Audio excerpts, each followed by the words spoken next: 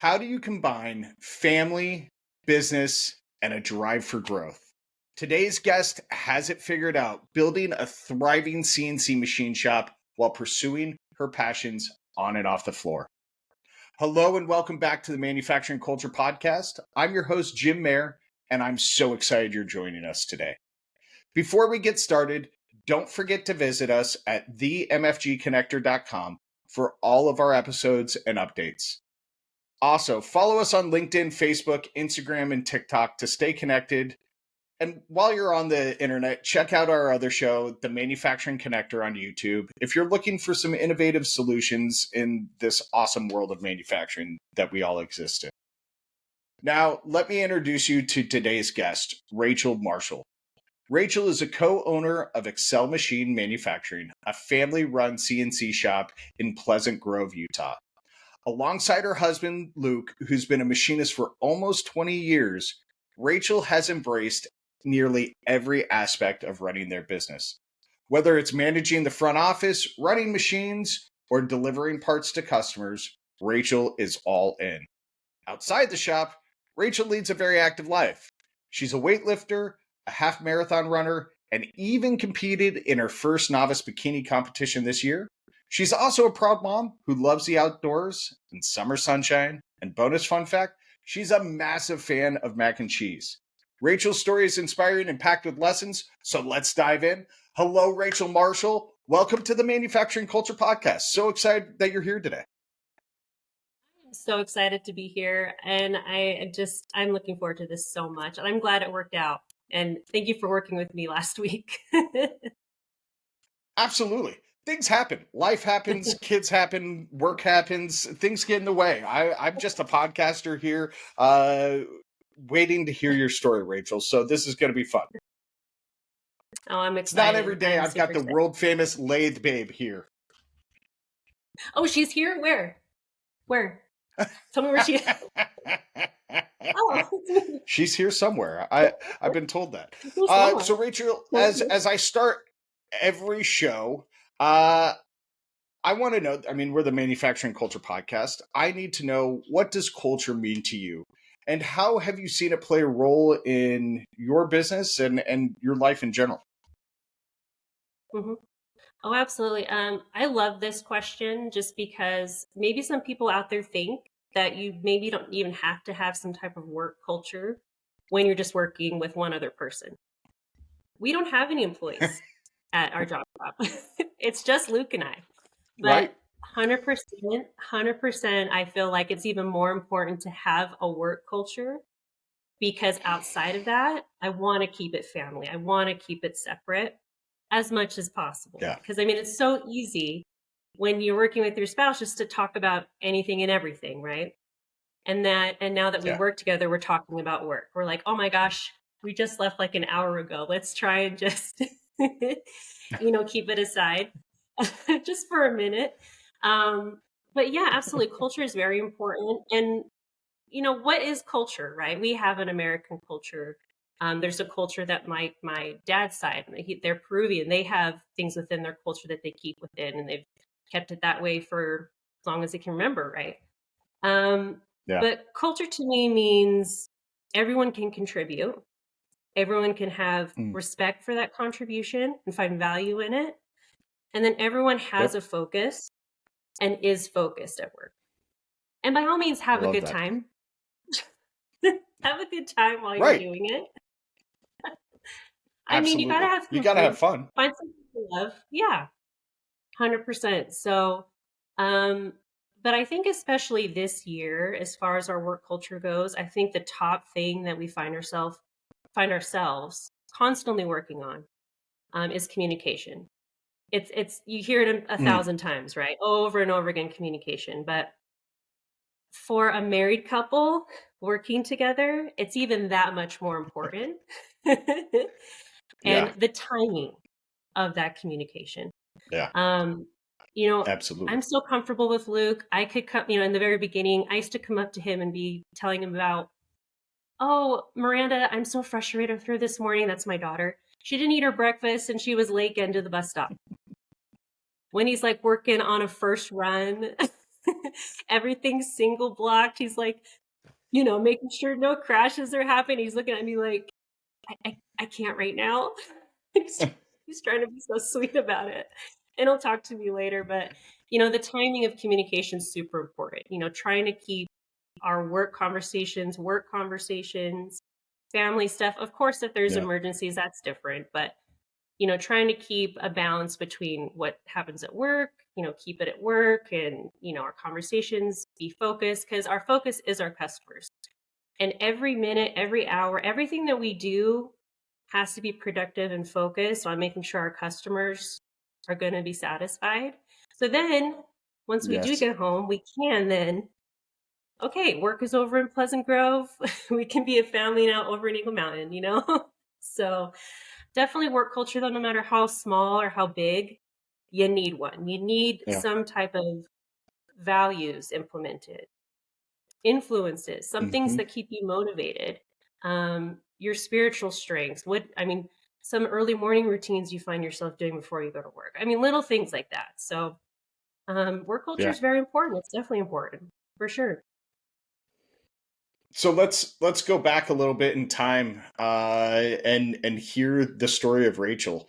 Um, how did you get to where you are at Excel? Because you and Luke had Luke was a machinist, but you guys had different careers before bringing it together and running the shop together. So tell us the story. Yeah. So my background really is in sales, customer service, mainly in the cosmetic field. Um, so when Luke was thinking, hey, my parents they're getting older, they're heading towards retirement. I'm doing a lot more at the shop. I think I could really use you. I'm like, could you? Me? It was kind of like, what do you mean? Um, but his parents were preparing to exit. He was doing a lot on his own, and he was just kind of, for lack of a better word, just kind of overwhelmed by it all. Um, and Yeah. so what happened was I was with another company in Utah. I was doing a customer service type job. I was actually helping customers, but also listening to conversations with the salespeople to make sure they follow script and are providing customer service for this particular company. Um, so they did a massive layoff. I had never been laid off before. It was the weirdest thing for me because I'd always left on my own terms. So I was like, I got laid off. Like I felt like I did something wrong, which I didn't. They just couldn't keep up, and so Right. they let a massive amount of people off. But it was a weird thing. So anyway, just the timing of that, and with his parents preparing for exiting the shop, he was like, "Let's just try it out. Let's see how it goes." And I was like, "Okay, well, if it doesn't work out, this was your idea, your idea." You need to take full ownership of this. Yeah, full ownership. Because you haven't seen work Rachel that much. He has. He knows that I always put pride in my work, to that degree. But working directly with me, all right, we'll see. So. But I came on and I just kind of started with a lot of reorganizing and cleaning of the shop. Our shop's always been super clean, organized, but there are some definitely, areas that hadn't been touched in a little bit, kind of outdated manuals and books and things that were just not really that very useful anymore. So I went through a lot of that Hmm. stuff. And then he wanted to put me on the lathes. This is kind of how Lathe Babe came to be. But my first machine I operated on, after he made me read through some safety things and manuals. So you guys, he did prepare me first. He didn't just throw me on, okay? Um, so, I got Luke 101, Luke Machining 101. All right, that was my training. There you go. Great trainer, great trainer. Some of the best So yeah, some of the best. best machinists learn right there on the shop, right? Yeah, absolutely. And really that's how Luke learned, by the way, was his dad. Luke basically grew up in a machine shop. And just watched his Yeah. dad do his thing. And he really started off like I did, just kind of operating a little bit here and there and slowly got better and better and all that. But anyway, started out on the lathe and he said, "You're on the lathe, babe." And that's just how it was created. Because then we started talking about marketing and, can you take that off my shoulder? I just, I like it, but I need to focus on programming. I need to, handle some more things. That's what he likes to do, genuinely likes to do. And he's like, "You're good Sure. at sales. You're good at talking with people." He's a little bit kind of more introverted. I don't know if people maybe realize that, but he really kind of is. Luke is. He's when he gets on and does his blue collars black coffee, I'm so proud because I'm like, "Look at you getting on camera." Oh, so no problem. You can do this. So, but anyway, we thought of that handle and got on LinkedIn. And I really never got on LinkedIn unless it was looking for another job. It was a platform I really didn't use Sure. very much. And from there, things just took off. And yeah, the rest is history. And it's actually the best job I've ever had. So really, Luke had a good idea. So Well it done, worked out Luke. really. Yeah, Well done. it worked out. So what's it like? I mean, this shop's been around for a long time. And Mm. now you and Luke are putting your own mark on it. What's it like stepping into this legacy shop and really making it your own? Mhm. Oh, it's been great. The relationships that Luke's parents have been able to hold on to for so many years, and now meeting those people and that transition happening has been wonderful. Amazing people. Um, but to put our own spin on it now and how great it is to market and just to make ourselves visible so quickly with the use of social media and whatnot, Yeah. it's been amazing.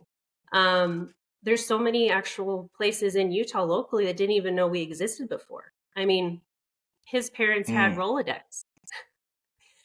a Rolodex full of business cards, and they still have it on their desk. I can't get rid of that yes. thing. I'm like, this thing is awesome. um, Absolutely. Gotta keep it.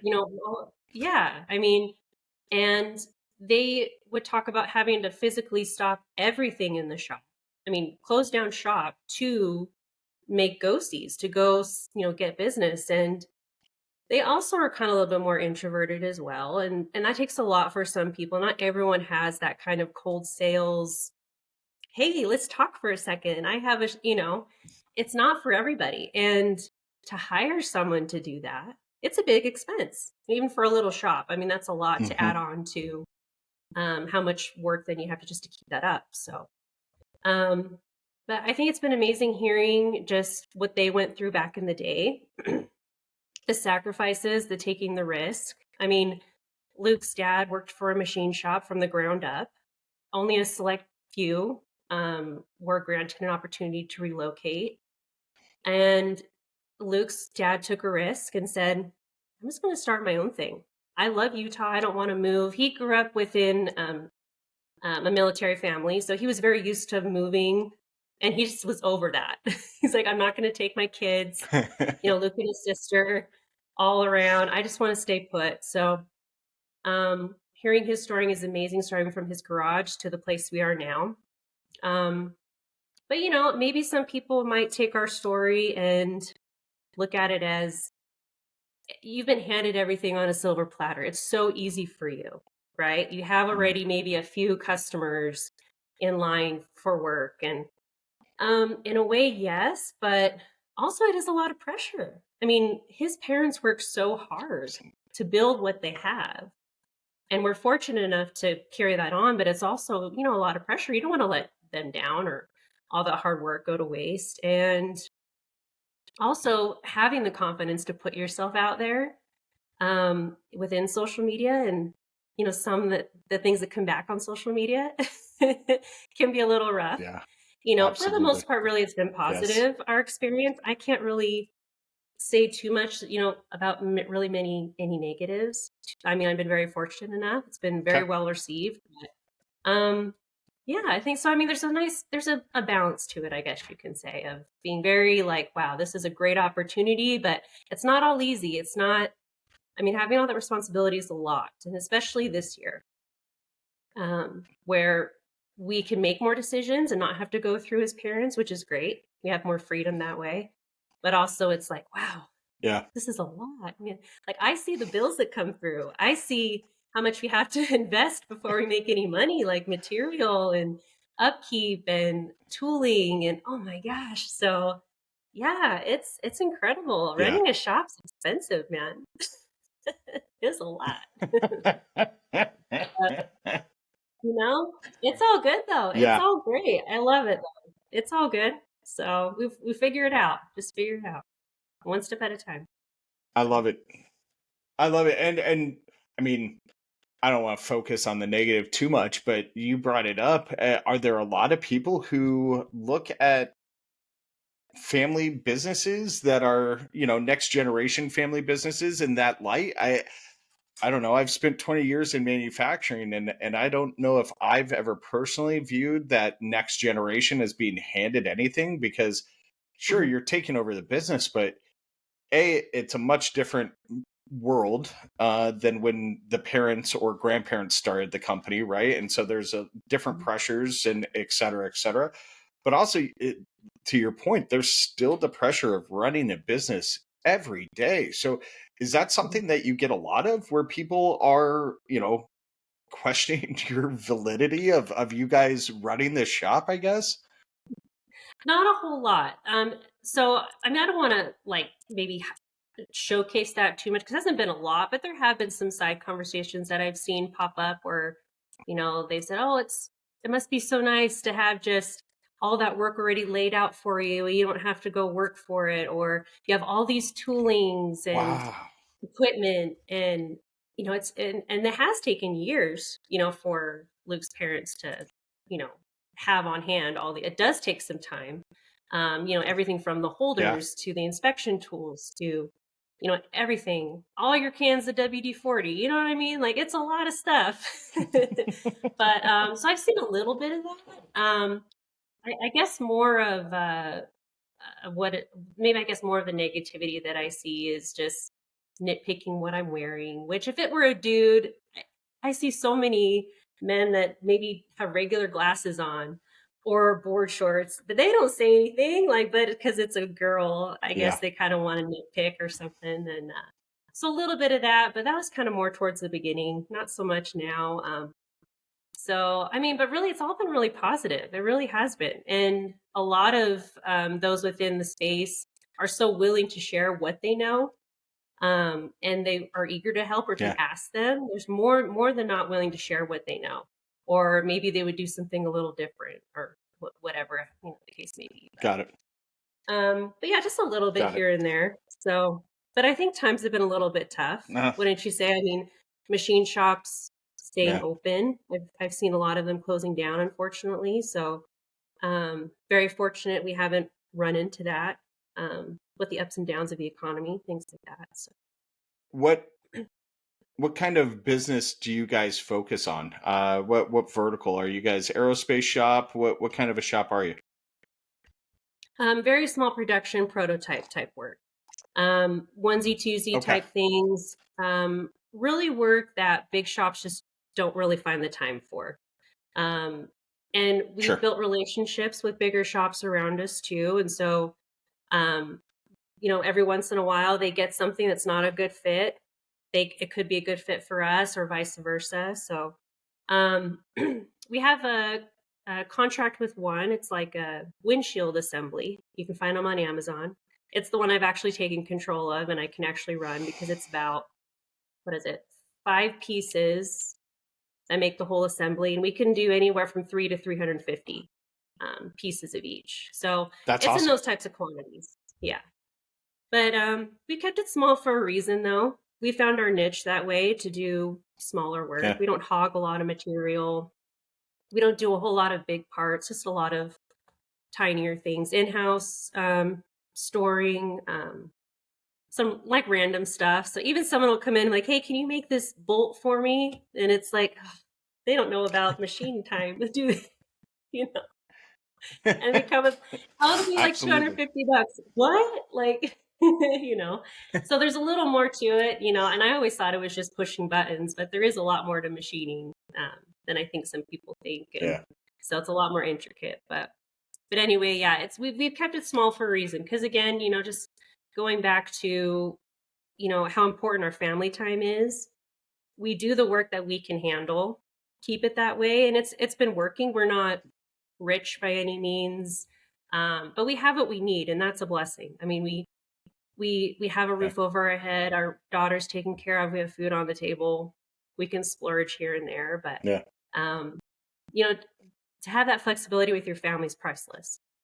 And you can still Yeah. have that running a big shop. Absolutely. We have friends that have huge shops with like 8 to 10 employees. Yeah. They're doing wonderful. But it's all just kind of what you personally want and value. And so we just value our family time a lot. And, oh, What would you say has been the lesson coming from the role that you had previous into this role as, working as an operator and on the lathe and doing all that you do within the shop? What was a lesson that really sticks with you every day, whether that came from Luke, whether that came from somebody else, some other learning? What's the biggest lesson you've learned so far in this journey? ooh, I would have to say probably more giving things a shot. See how, I mean, just, and Okay. knowing your skill set too. I know my skill set. I'm very aware of it. I know what I am and what I'm not. Um, but even when you have a skill set, you can still try some new things. And I think also in this space, it's challenged me to put Hmm. my own skill sets and things that I've had from my past and incorporate it. Like for makeup, for instance, there's a whole process when you put on makeup. There's a whole process when you're machining a part. And I love I like it. makeovers. I love to see material go from something like this big old hunk of something into something really cool, and then you can use it. And so, like, this is a weird analogy, but I have to share it with you. Just bear with me. But before you put on foundation, you got to put a primer on. The primer is coolant, and then you got your Okay. tool to make it look pretty. And we have tools in makeup. So, I mean, I kind of almost see it that way. I like to see how things are made and what they can come out to be. I like it. Um, when you mill out material, I mean, you have different tools to bring out certain features and things that it needs to be, right? To make it functional and Hmm. whatnot. And then with makeup, it's the same thing. Like, I want some bigger, nicer cheekbones. I'm going to put some bronzer, like angles. And I don't know, it's really weird. Bear with me. But I've kind of connected it that way. And I've found like a real love for what Luke does. And I didn't before. And I feel so bad because he used to tell me what he does, show me the stuff that he makes back in the day. And I'm like, that cool. That's great. Like I know,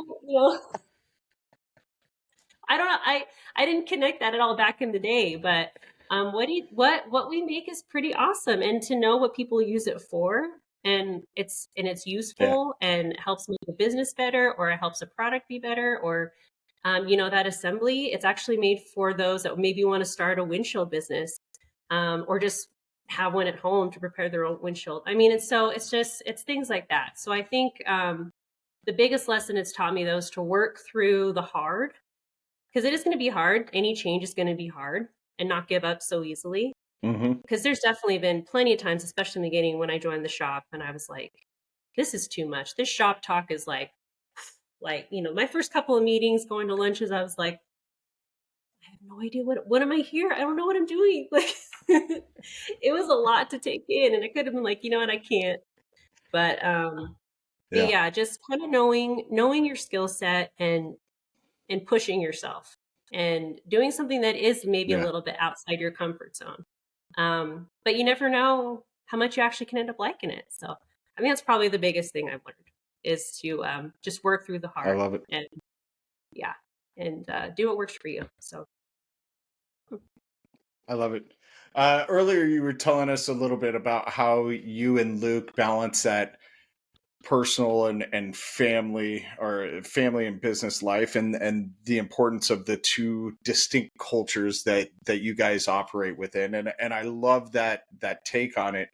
Um, I do know that your daughter is very important, of course, to you and to Luke, and you love spending time with her. Um, what lessons do you hope that she takes from you and from Luke and seeing you guys in action running this company together? Mm-hmm. Oh man, the importance of working together with someone, the importance of making steady, logical decisions. In business, I have found myself getting maybe excited and making too hasty a decision, especially when I was younger. Didn't think big picture. But hopefully that she sees that, especially when she gets older and she can recognize this a little bit better, is being able to adjust when things don't go quite as planned, which happens. Things happen. Yeah. Being able to work well with Yep. someone else, um, respecting contributions, even if it's not quite a good fit, just letting that person know that, hey, I just respect that you came up and I still think it could be a great idea. Maybe something in the future we could work with something. Um, Also finding a good balance between work and family and putting up boundaries when needed. A big Yeah. thing, like especially if Luke and I go on a date, we're not talking about work. It's just let's talk about something else. But and Yeah. then just hard work in general. Just work hard, find something that you love. And and also college isn't the only way either. Luke and I both went to college. Um, I Hmm. graduated with a bachelor's in sales. It's a technical sales degree. Luke graduated with a bachelor's in That's awesome. communications, public relations, I think. And it's weird how we ended up, but if I were to go back, I mean, and I'm sure Luke too, he probably would have done something more in the trades. If she maybe is inspired by the shop and wants to do a trade, oh, so much less expensive. I mean, I guess for right now, who knows how it could be back then, but um, Right. but I mean, college, showing her options that you don't have to only go to, a traditional college. There's other things out there. And again, just having her realize her skill set but also being able to have the confidence to go for something and take a risk for sure. So I hope that's what you can kind of see. I love it. Um, so yeah, she's the best. She's 9 going on 19. I'm wigging out. I tell you what, I Taylor Swift 24/7. Yeah. Oh man, she's got her outfits and she wants to wear a little bit of makeup and she's, T Swift all day, every day. Is so funny. So, and when we drag her to the shop, she'll definitely let us know that she's not about it. But we absolutely adore her. And Luke, like, she could now, if I could get away with all that she gets away with Luke, it'd be easy peasy in the shop. I tell you what. Oh man, she can get away with anything, that little girl. So, but it's what dads do, I right? love You it. have a daughter, It's just Wrapped.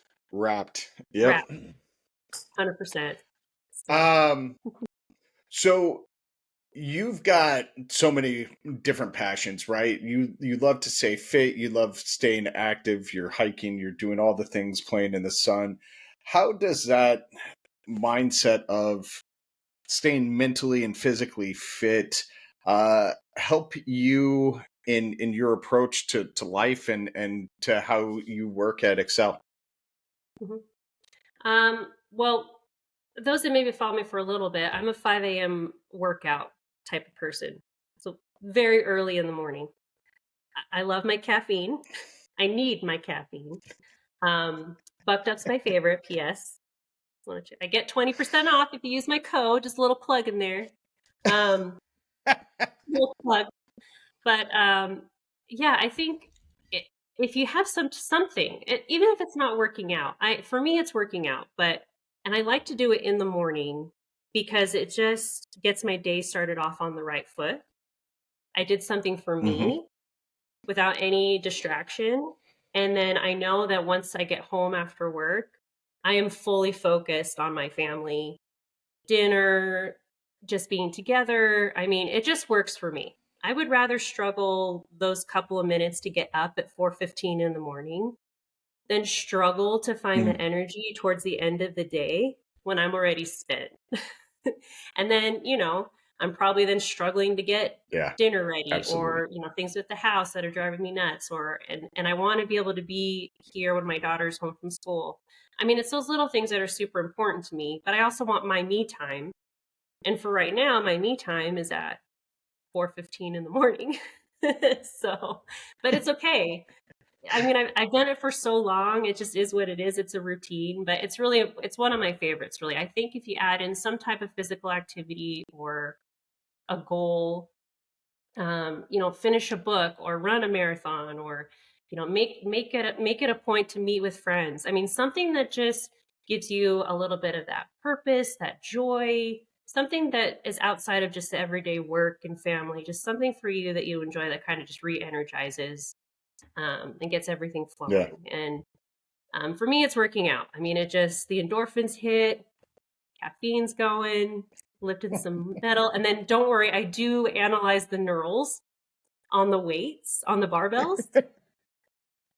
Because on the lathe, the knurl is probably my favorite I tool to love that. watch. It's so satisfying. But now I'm Okay. looking at the barbells like, this is really smoothing out. We need a new one on this. There's no grip to it anymore. It's funny, I but love it. anyway, so but I love physical activity. It's just work for me. And Shay, oh my gosh, and Shay, meeting her is just amped that like Yes. 20 times. She's amazing. She's in manufacturing and working out. She's badass. Yeah. I really, really like Shay a lot. So, but She and is that's a community for badass you. and very Can happy. we talk about Yeah, manufacturing absolutely. community though? I mean, holy cow. Let's do it. Amazing people. Yeah. Yeah, absolutely.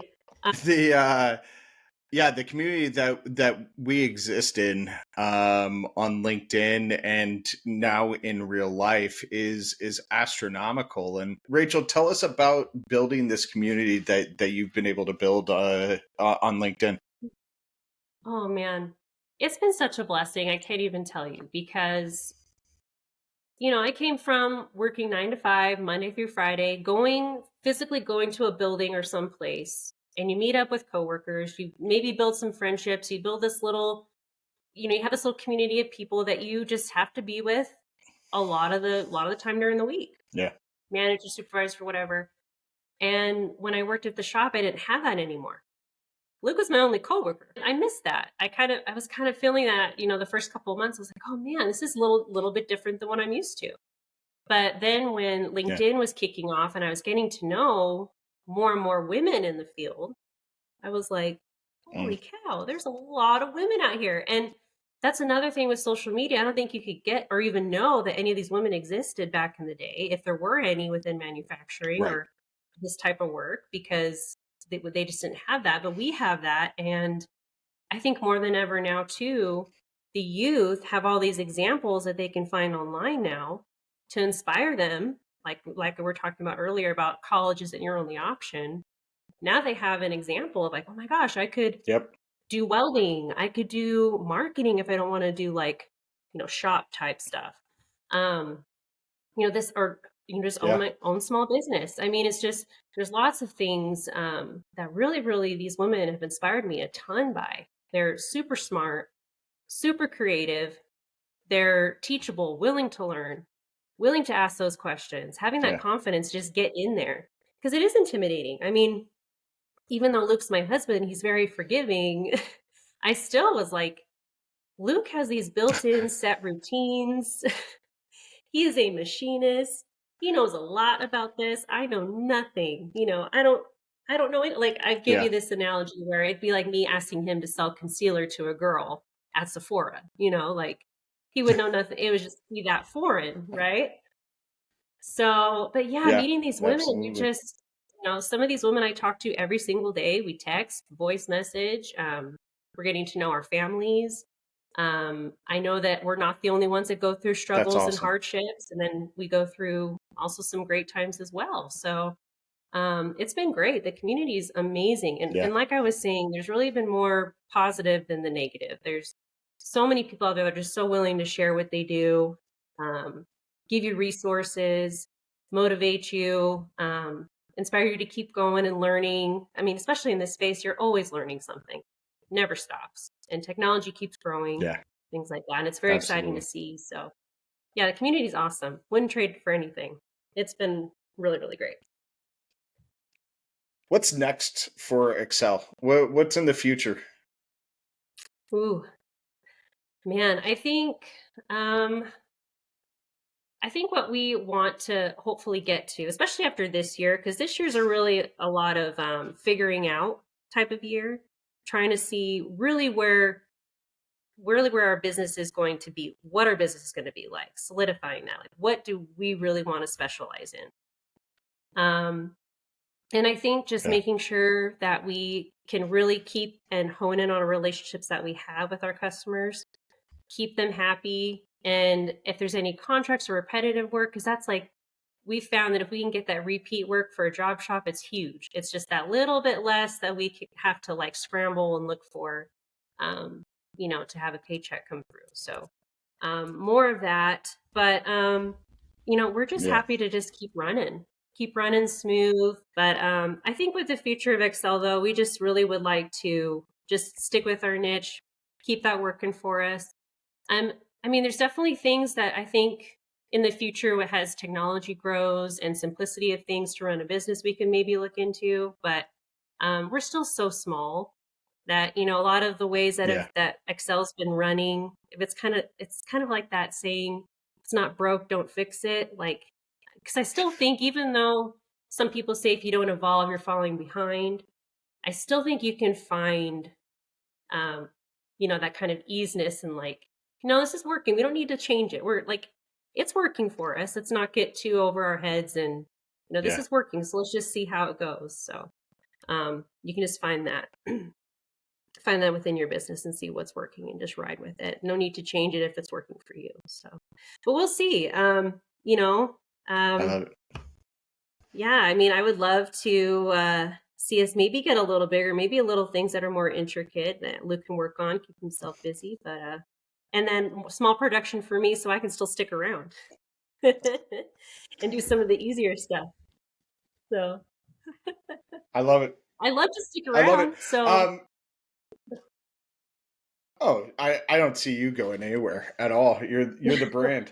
Um, so let's talk about mac and cheese real quick. What is your ultimate mac and cheese? mhm,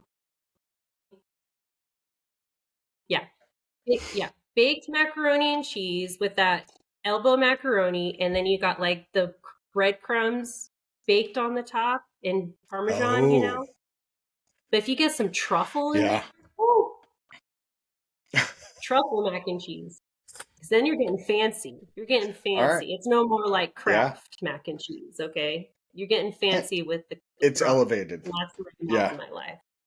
So, but I love, if there's ever a mac and cheese on a menu at a restaurant, I will try it.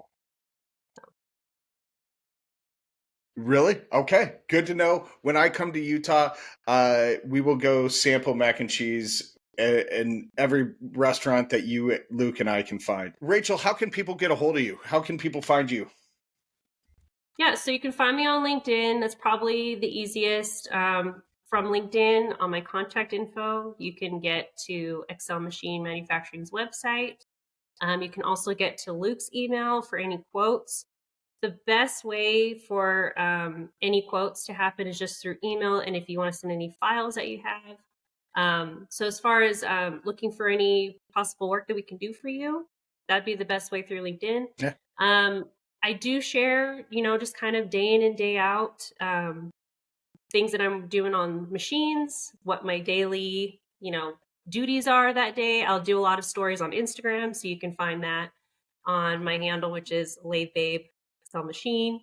Um, so that's probably the best way, just Instagram and LinkedIn and through email for quotes for my husband. So, I love it. yeah. I love it. And for any of you who have been living under a rock for the last couple of years and haven't found Rachel on social media, the content's great. I mean, I've really enjoyed following you on both platforms. So thank you for what you do on both platforms to bring just awareness to what small shops go through, to what you do there, your in and out, your day to day, because that's important for the next generation to see as well. Is that day to day and what goes into this, and it going back to an earlier point, it shows that representation, that this women are doing this too, right? And so you're showing kids that, hey, look, this badass is working on this lathe today.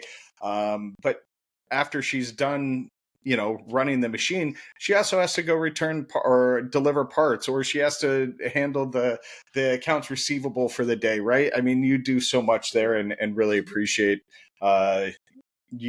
everything that you do on social media. So thank you. Oh, thank you. Yeah, and if I could add to that, that is a really good thing to bring up, because my posts aren't very.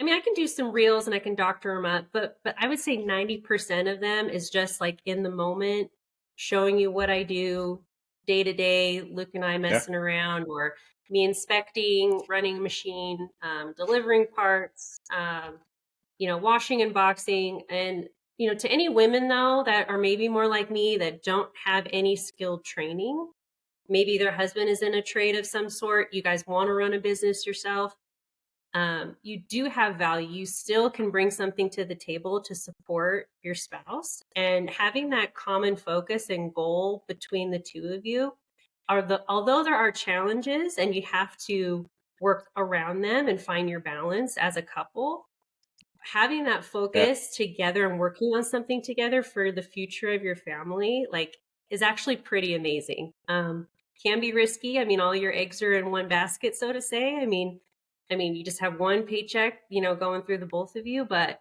it really is worth it. And women, like, don't sell yourself short. Like, if I can come from makeup and sales and, still have value in a machine shop, you can do this too. Like, you can definitely still be helpful and add your skill sets and bring it to the business. So you can deal. I love that, Rachel. Well done. That's awesome. Rachel, thank you so much for being on You're today, for welcome. joining me, telling about your journey, your story. You're just a really neat human being, and it was a lot of fun just chatting with you the couple of times that we've chatted. So thank you for being on today. Yeah, thank you for having me. I sure appreciate it. It's been a long time coming, so I'm really really excited to be able It to be here with you has. today. It has. I think I actually teased this interview at the beginning of last year or this year, of 24. So Oh, this episode will release like a year after I teased this episode, but that's good. It just built the anticipation for the listeners, right? Um, Folks, absolutely. thank you for being here. This was an awesome conversation.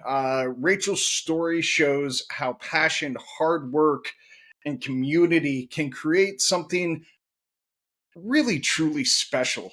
Um, she and Luke are doing an amazing job of growing Excel Machine and staying grounded within their family and personal goals. And somehow Rachel has found this way to balance all of this. And so it's really neat to hear this story. And I hope this story will stick with you, like it will with me. So, for all of you that are tuning in, don't forget to check out themfgconnector.com for past episodes, updates, maybe even some teasing for future episodes. Also, follow us on LinkedIn, Facebook, Instagram, and TikTok. And if you're looking for more insights on solutions that you may be going through, check out our other show, The Manufacturing Connector, on YouTube. If you've enjoyed this episode, please, please, please share it with your friends, your coworkers, your grandma, anybody who would be interested in hearing Rachel's story. Every time that you share this and somebody new listens, it gives us, it adds fuel to my internal fire because more and more people are listening to this. And while you're listening and wrapping up this episode, please take a second to rate and review if you haven't already, on whatever platform you're listening to this on. Every time you rate and review, it rockets us up the charts. So then again, more people are finding us, and it helps me bring more stories like Rachel's to you guys. So again, thanks for listening, and we will see you next time on the Manufacturing Culture Podcast. Until then, take care, and please come tell your story.